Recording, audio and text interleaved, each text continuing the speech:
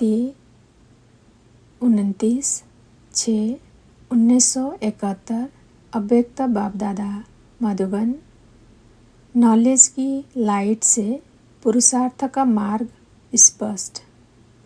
Knowledge की light से पुरुषार्थ का मार्ग स्पष्ट। सभी जो पुरुषार्थ कर रहे हैं उस पुरुषार्थ द्वारा वर्तमान समय की प्राप्ति का लक्ष्य कौन सा है? देव पद की प्राप्ति तो भविष्य की है, लेकिन वर्तमान समय पुरुषार्थ की प्राप्ति का लक्ष्य कौन सा है? किसी ने कहा फरिश्ता बनना। फरिश्ते की मुख्य क्वालिफिकेशन क्या है? फरिश्ता बनने के लिए 2 क्वालिफिकेशन कौन सी है? एक लाइट, दूसरी माइट चाहिए। दोनों ही जरूरी है।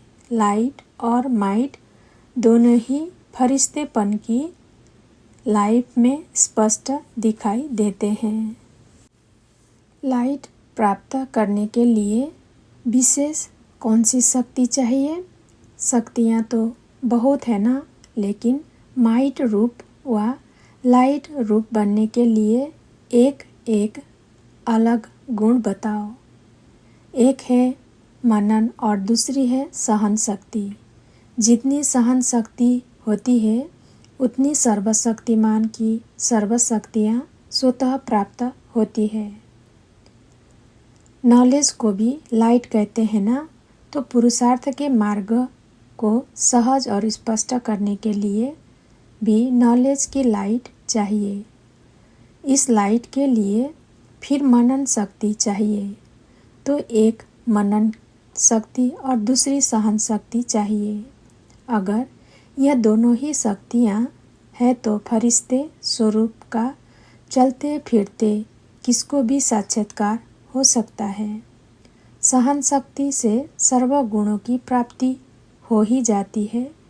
जो सहन शक्ति वाला होगा उसमें निर्णय शक्ति, परखने की शक्ति, गंभीरता की शक्ति ऑटोमेटिकली एक के साथ अनेक आ जाते हैं। सहन शक्ति भी आवश्यक है और मनन शक्ति भी आवश्यक है। मनसा के लिए है मनन शक्ति और वाचा तथा कर्मणा के लिए है सहन शक्ति। मनसा के लिए है मनन शक्ति और वाचा तथा कर्मणा के लिए है सहन शक्ति। सहन शक्ति है तो फिर जो भी शब्द बोलेंगे वह साधारण नहीं, दूसरा कर्म भी जो करेंगे वह भी उसके प्रमाण ही करेंगे। तो दोनों ही शक्तियों की आवश्यकता है। सहन शक्ति वाले कार्य में भी सफल हो जाते हैं।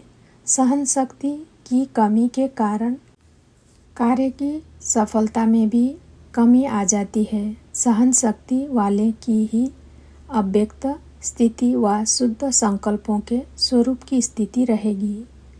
सहनशील की सूरत में चमक रहेगी।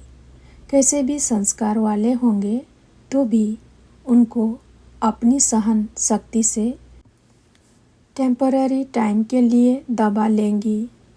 तो दोनों शक्तियाँ चाहिए। अपने पुरुषार्थ में मन के संकल्प चलाने में भी सहन शक्ति चाहिए, जिसको कंट्रोलिंग पावर भी कहते हैं। सहन शक्ति है तो व्यर्थ संकल्पों को भी कंट्रोल कर सकते हैं। तो इन दोनों शक्तियों के लिए अटेंशन रखना है। नंबर 1 बिजनेसमैन बनने के लिए सहज तरीका क्या है? अपने को बिजी रखने से ही नंबर 1 बिजनेसमैन बन जाएंगे।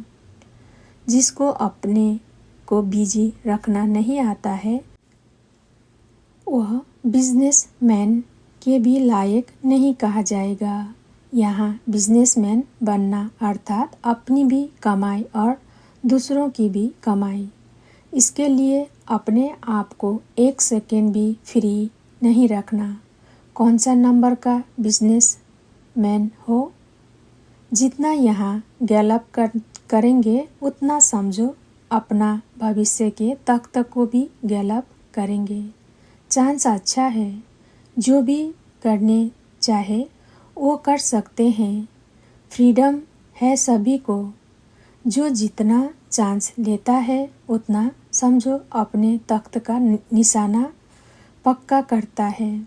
बिजनेसमैन का अर्थ ही है जो एक संकल्प भी व्यर्थ न जाए, हर संकल्प में कमाई हो। जैसे वो बिजनेसमैन एक एक पैसे को कितना बना देते हैं कमाई करके, यह भी एक एक सेकेंड वह संकल्प कमाई करके दिखाए, उनको कहते हैं नंबर 1 बिजनेसमैन। बुद्धि को और काम ही क्या है? बुद्धि को और काम ही क्या है? बुद्धि इसी में ही बिजी रहनी चाहिए। और सभी तरफ तो खत्म हो गए ना, वह कुछ रहा हुआ है जहाँ बुद्धि जा सके? सभी तरफ तो खत्म हो गए ना। अपने पुराने संस्कारों का तरफ भी खत्म हो गए ना। बुद्धि को जाने के तरफ वह रास्ते ठिकाने वही हैं। बुद्धि वह तो पुराने संस्कारों तरफ जाएगी, वह तो अपने शरीर के हिसाब किताब तरफ जाएगी, वह मन के व्यर्थ संकल्पों तरफ खींचेगी। यह तो सभी खत्म हो गए ना। भले शरीर का रोग होता है, उसकी नॉलेज रहती है कि यह फलाना दर्द है, इसका यह निवारण है, क्योंकि यह लक्ष्य है। जितना शरीर ठीक रखेंगे उतना सर्विस करेंगे। बाकी अपनेपन का कोई स्वार्थ नहीं है। सर्विस के निमित्त करते हो, यह साक्षीपन हुआ ना। अभी सिर्फ एक ही मार्ग रह गया, बाकी जो अनेक मार्ग होने के कारण बुद्धि भटकती थी, वो मार्ग सभी बंद हो गए ना। अलमाइटी गवर्नमेंट की जैसे सील लग गई, सील लगी हुई कब खुलती नहीं है, जब तक मुद्दा पूरा ना हो। तो ऐसे अपनी चेकिंग करनी चाहिए। जैसे कोई की तकदीर में होता है तो सर्कमस्टांसेस भी ऐसे बनते हैं जैसे कि लिफ्ट का रूप बन जाता है।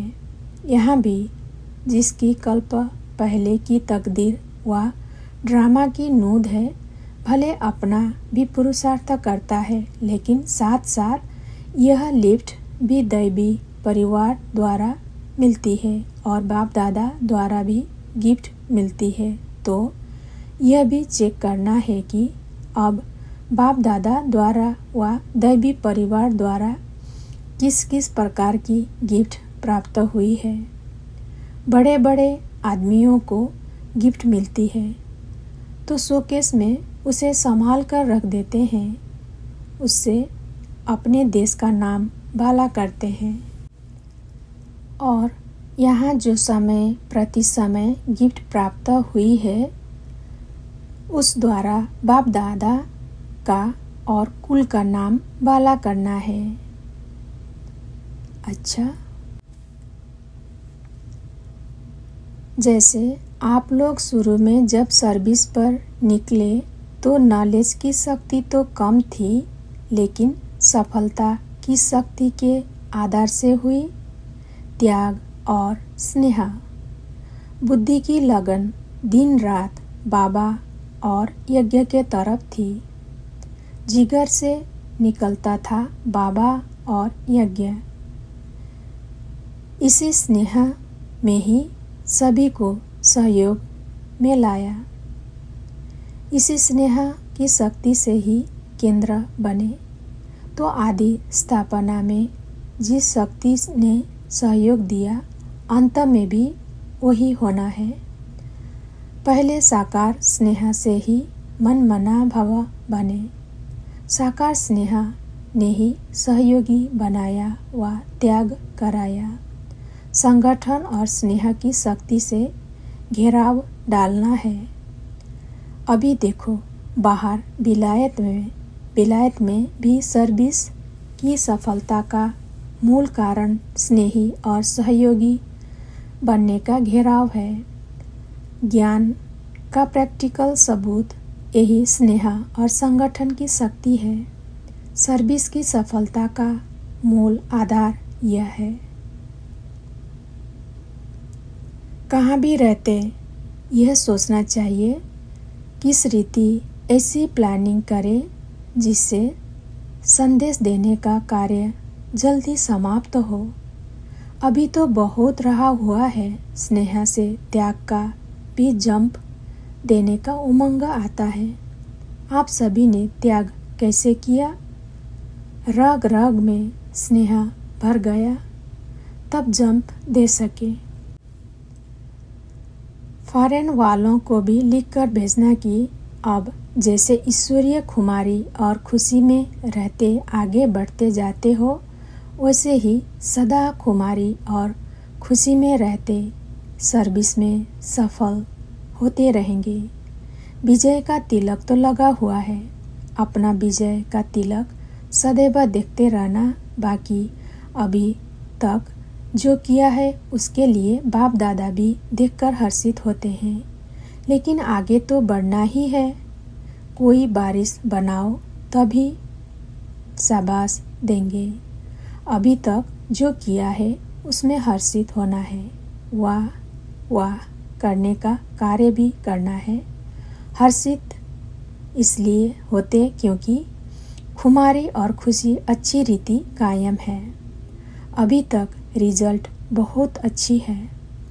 उन्हों का कमांडर बहुत हिम्मतवान है। कोई भी कार्य में एक भी अपनी हिम्मत से पान का बीड़ा उठाता है तो दूसरे साथी बन जाते हैं। वैरायटी ग्रुप होते हुए भी गुलदस्ता अच्छा है, इसलिए मुबारक देते हैं। अच्छा, ओम शांति।